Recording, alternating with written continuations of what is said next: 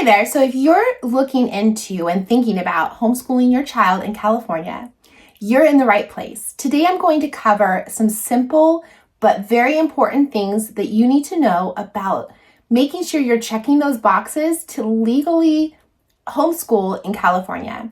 And if you're thinking, well, my children are my children, that is absolutely the case.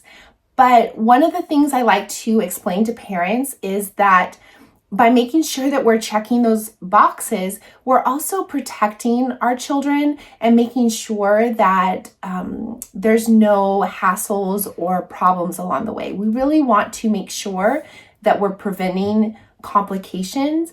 And surprisingly, in California, the boxes that we have to check are not that complicated. So it's quite easy to do. But I'm going to run down the 3 legal ways that you can homeschool in California.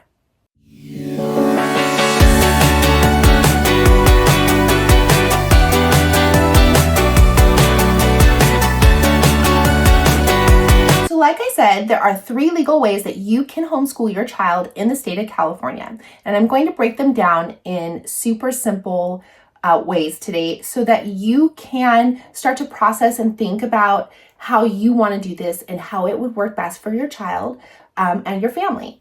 So the first way, and it's actually the most popular way, I think, amongst many homeschool families, is to file a private school affidavit, also shortened to PSA. So you'll often see that little 3-letter acronym PSA, and that just, like I said, stands for Private School Affidavit. And that means that there's a process, you file some paperwork with the state, and it basically sets you up as your own private school. Now, basically setting up your own private school in your home, it sounds super fancy and complicated, but it's not. So here's what you're going to need to do. The first thing is to file a PSA form or application with the state of California by October 1st. Another thing you're going to want to do is to keep some basic records of attendance, a portfolio, like some work samples that you've completed, and health records, just in case you get audited. Sometimes, a well-meaning person might say, oh, their kids aren't in school, and they make a little report. And you want to be able to show that, no, you're checking the boxes and your kids are getting what they need. And if you are doing an eclectic program, if you're including some type of non-traditional, you want to make sure that you can show your children are learning, that they're getting an education. And so keeping a portfolio ready is just protection for you and your family. So while no specific credential is needed as a parent, if you're setting up a PSA, you do need to be able to show that you're capable of teaching. Again, that doesn't require that you have the credential as long as you've filed the private school affidavit. Because remember, private schools in the state of California, they don't have to abide by the state regulations as far as credentialing. That makes it the same rule for you. If you file a PSA, you've basically become your own private school. And that means that you don't need to hold a California state clear credential, is what we call it. That would authorize you to teach TK through 8th grade. That's a multiple subject. Single subject would be for high school. And then preschool authorization is a completely different certification, which, like, as a TK through 8th grade credential person, I don't have the specific certification for preschool, right? So there are these different certifications, but as a private school registered with the state of California, if you filed a PSA, you don't need to have that credential. But being able to say, I logically am capable of teaching, I have the ability to provide my children with instruction and, look for resources, bring in resources. This is really all that you need to be able to say in order to legally homeschool your child. And one of the reasons that this is super popular, in fact, probably the most popular option when it comes to legally homeschooling your child in the state of California is because you're in charge of everything. You're in charge of curriculum, you're in charge of your schedule and how you plan out your instructional days. This is really your circus, and you get to decide. All the state of California is requiring that you have registered with them as a private school. So a second option to legally homeschool in the state of California is to, basically it connects back to the first option. That is that you file through a PSP. A PSP is a private satellite program. And they filed the PSA, the affidavit, for you. So you would contact the private satellite program, the PSP. Usually you'll find a PSP program through a private school that's an in-person school, but they also have a homeschool. We actually did this option for a while. We filed an affidavit with the state of California through a PSP. And in our case, the PSP was connected to an established private Christian school in our area. So that is another option, looking for local PSP programs that will file this for you. And the great part about that is they basically keep the attendance records for you. You can still grade your child's work and be the one to give the grades.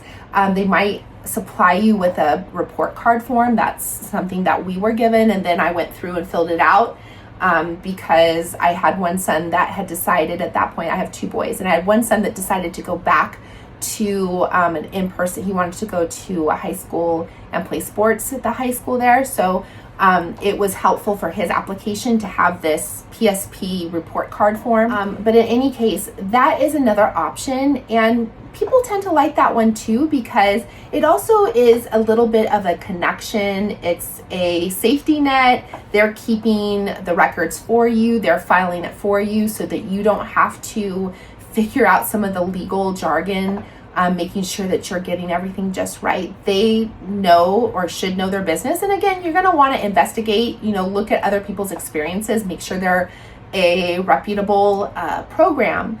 But that takes the weight off of, some parents really feel it takes the weight off of them to make sure that they've done it correctly.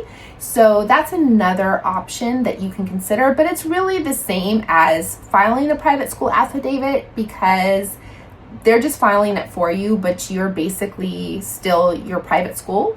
You're just falling under the umbrella of this private satellite program, if that makes sense. And if it doesn't, I totally welcome questions in the comments. I would love to answer them. Again, this is an option that we personally did. A third way that you can legally homeschool in the state of California is to go through a charter school program that provides homeschooling. This is actually a great option, and I know a lot of people have very different opinions on this. We personally have done both a PSP and currently a charter program, and there are some benefits of doing a charter program. There are some regulations required. It is technically a public school. You receive public school funding that supports this program, and as such, there are certain regulations that the school, the charter school, has to comply with. Mostly that has to do with having standardized testing, which I'm going to touch on just a little bit later. But there is still a lot of latitude and room for you to partner and be the person that's highly engaged in your child's teaching. One of the differences with this option is that you will partner with a credentialed teacher, and a lot of families really like that. Mostly the meetings are held through Zoom. They might be once a week. Also, there are some programs that offer a hybrid. So you might go a couple days in person and then you have the rest at home. So that is also something to look at and decide what would work best for you. Another way that the charter school program is a little bit different is you receive funds that you can use for materials and activities. And there are certain parameters for that. You usually have to get them approved, but we've gotten some pretty cool stuff. We've gotten science materials. We've been able to do activities that were paid for through this funding. So that's also a great option. So for many families, the catch with this is that there are check-ins and there are some more regulations, mostly through standardized testing, which I do encourage families, if you are involved in a charter school program that supports homeschool, that you really do consider, if at all possible, participating in the standardized testing, as the state has been using that as leverage to put some heat on these programs. So they have to have a certain percentage of participation in their students to receive state funding. And if you are, like me, somebody who has benefited from this option, it's something that I want to keep going for other families, even though we're graduating. And so we did support that and participate in the state testing just to make sure that our school was supported. So there are a couple reasons that I would actually encourage families to consider this option. For high school, first of all, it was outside of my depth, outside of my experience range. Also, my son had an intended career path that required going to university. So with that, we wanted to make sure all his options were available to him, and that if he wanted to attend a UC in the state of California, our state school system, they need to have something called A through G curriculum in order to attend a state school. Now, can you meet those qualifications outside of the charter school program? You absolutely can. For us, it was more about being 100% certain that we were meeting those requirements. And since they have an A through G track, we were guaranteed that the classes that he was taking were meeting those requirements, so that he would have that option open to him should he decide that the program he wanted to take was at a UC. The other thing to consider is if you have a child that has learning differences or qualifies for special education and IEP, the charter school actually provides the accommodations, provides services for children that qualify. Because they receive public funding, they are required to offer something called FAPE, which is free and appropriate education for all. And if there is a child that has some indications that they have a learning difference, like dyslexia, dysgraphia, for us in our case, dysgraphia, then they can go through the testing process. They have, the educational psychologists and the special ed staff that will do this testing. And then if they qualify, you go through the IEP process.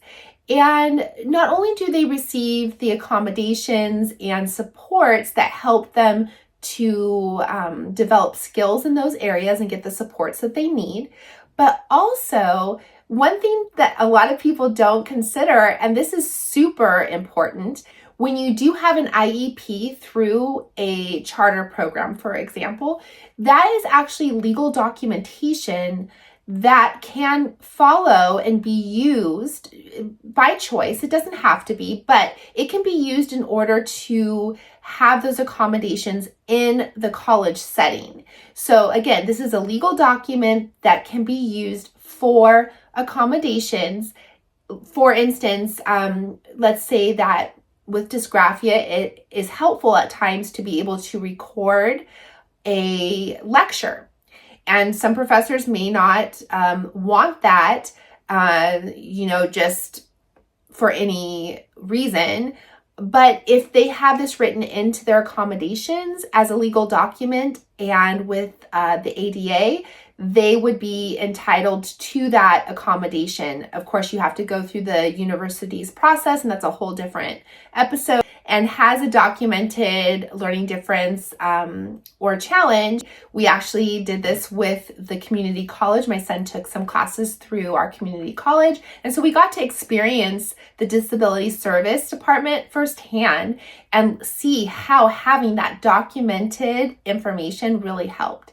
So this is something I encourage families to do. If you have a child that has a learning difference that will benefit from accommodations in the college setting and you're sure, or there's a chance they might go the college route, this is something that you will probably need to consider as being an option. With that, I just want to say our personal experience in the charter school program has been nothing but positive.